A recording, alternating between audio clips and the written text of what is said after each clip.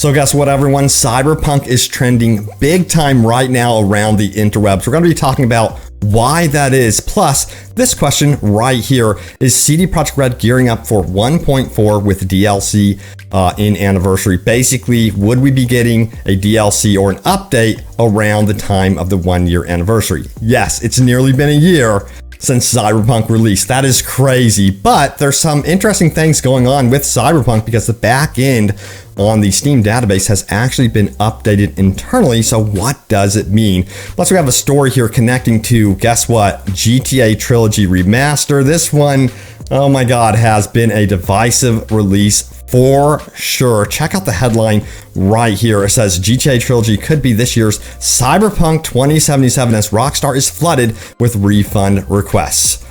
Oh boy, it's not looking good for GTA Trilogy right now. But let's get into this, starting out first with Cyberpunk. So first of all, let's go back to this interesting update right here. It says here, just 11 hours ago, there was an update on Steam database in their testing branch, which was just days after their quiet update to the roadmap. But today, they've quietly updated the DLC bonus content, which frankly was also being upgraded before 1.3 released with the DLC content. Here's proof that this has been updated. I call it the back end of Cyberpunk on Steam. Now it says, considering it's been months since any update and it's never been this long since testing branch update to receive just a smaller patch, that 1.4 could be arriving in December anniversary. I wouldn't hold your breath on this at all, but could we see a surprise related to the 1-year anniversary? Hey, who knows? It could be possible, and that would be really cool to see some sort of free DLC released for Christmas. I mean, come on.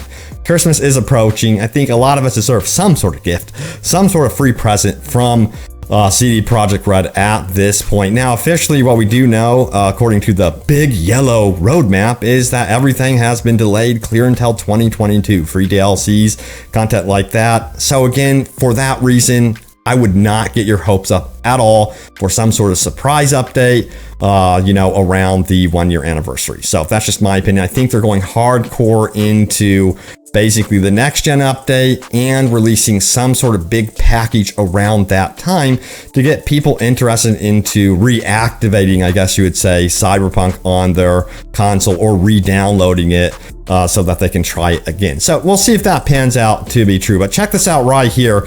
Over 100 job offers at CD Projekt Red right now, most for Cyberpunk 2077.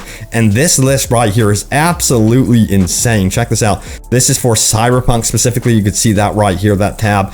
We have character artist, cinematic animator, environmental level artist, gameplay animator. They keep adding to this list. It's insane. So a lot of stuff related to character animation and cinematic animation, as well as environmental concept artists. Then they have, from other studios in Vancouver, even AI programmers, a lot of stuff being done. It just seems like they're going all in on Cyberpunk, and they are not willing to give up at all. Now, this gets me excited, to be blunt, simply because their QA was extremely lackluster at the launch of the game. So yeah, it's really nice to see that they would go all in on QA testers as well. So that's really noteworthy too. But we got to talk about something right here. Why is Cyberpunk trending so hard right now online? Check it out right here. We're going to talk about this one. It says GTA Trilogy could be this year's Cyberpunk 2077 as Rockstar is flooded with refund requests. Unfinished, buggy game launches have become far too common. And I totally agree, and that's why I recommend you guys not to pre-order. To be blunt, don't pre-order games anymore. It's just not worth it at all. I mean, I have been playing the GTA Trilogy simply because it's part of what I do, and I checked it out, and it kind of reminded me of someone that was like fired from Pixar, who like really struggled with characters or something, and then they were like, I'll try my hand at remastering GTA Trilogy here. Let's read into it right now. Let me zoom in for you guys. It says Rockstar Games is currently being hammered with refund requests from those who purchased Grand Theft Auto the Trilogy Definitive Edition following a host of problems, including glitches, performance woes, and in relation to the PC version, the inability to actually play the game.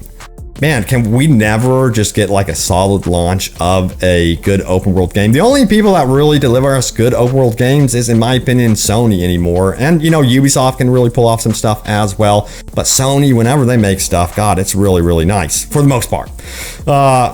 And then we have this one right here. Rockstar has pulled the PC version from the sale after players encountered problems with the Rockstar launcher, but the company then stated that it would also be removing files unintentionally included. Thanks, you're a gamer. These are most likely the songs that are presented in the code, but aren't actually available in the game. So yeah, it's just an absolute mess, and it really does remind me of Cyberpunk's launch. I mean, people are pissed. They are asking for refunds. It's going to be interesting to see if PlayStation intervenes with this situation, because check this out right here. It says, remember when you gave refunds for Cyberpunk because it wasn't up to standards? Yeah, you should do that with the GTA Trilogy 2. It's a mess, says Waterman. Will PlayStation step in and intervene in this situation?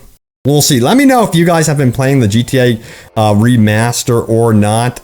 You know, I think at least glitches and bugs, it's in better shape, I believe, than what Cyberpunk was when it first launched. Now, I could be wrong. I haven't had an enormous amount of time with that game, but we have some stuff from Grove Street Games here, who had some replies and things to say about the situation happening with their remaster. They were the ones in charge of this remaster.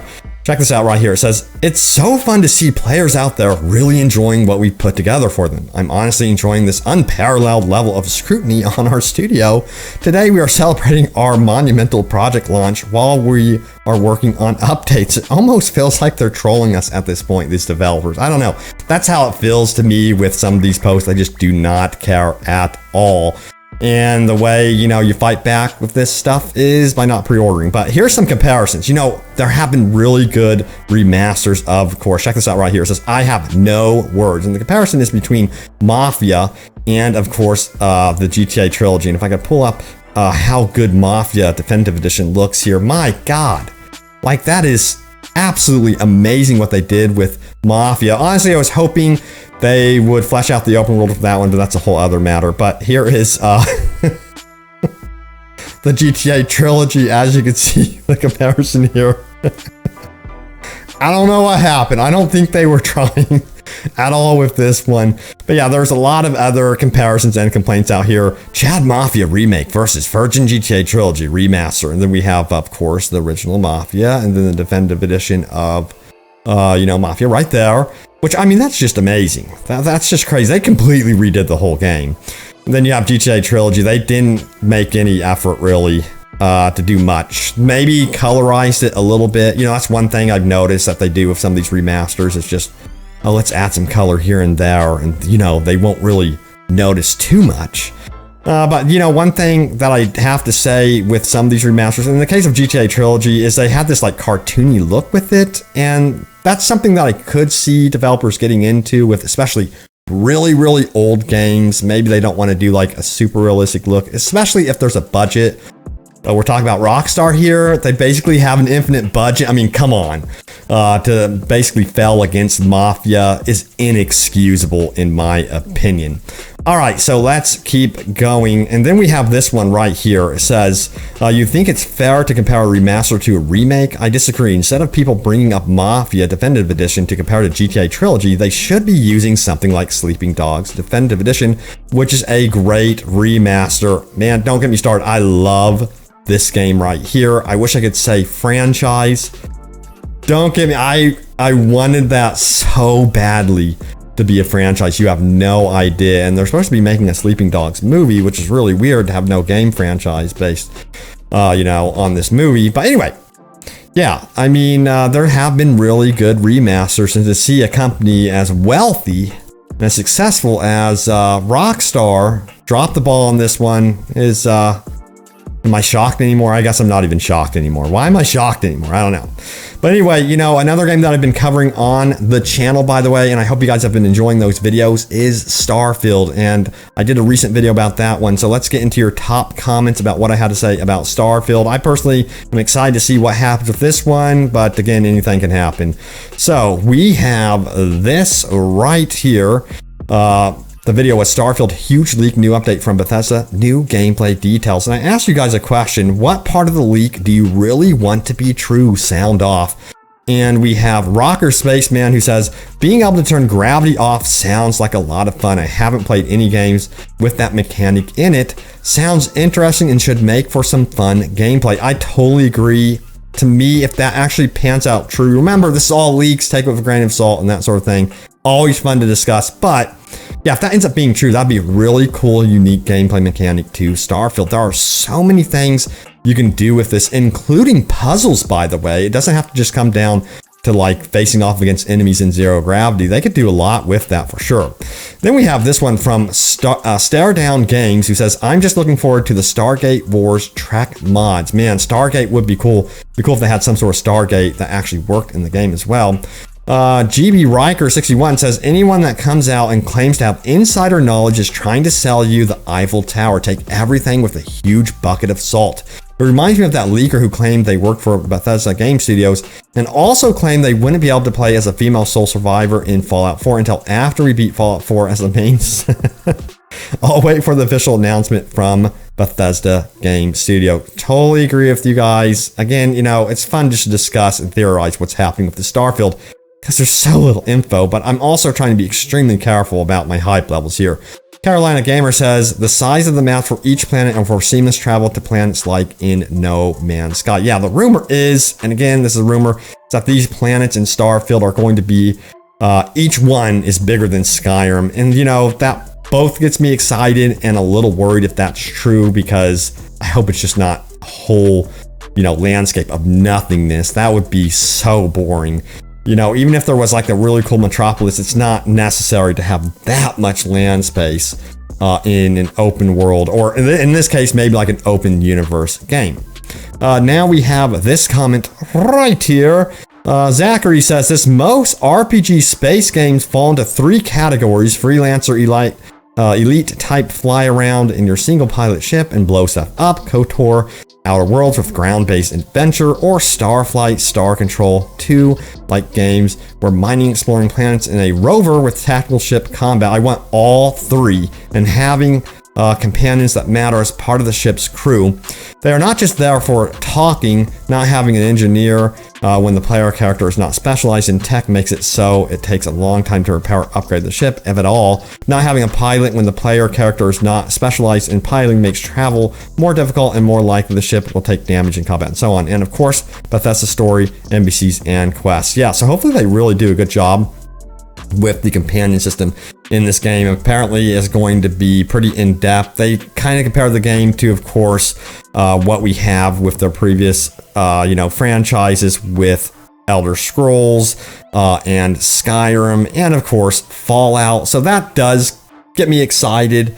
And again, you know, it's not online. It's not going to be a Fallout 76. So hey, at least there's that, I guess. But yeah, there it is, guys. All the latest happenings around Cyberpunk 2077. We also dived into a little bit of GTA Trilogy today. Let me know if you guys are actually playing it, or do you plan to refund it like a lot of other people do? Sound off. But yeah, I'm looking forward to Starfield in 2022.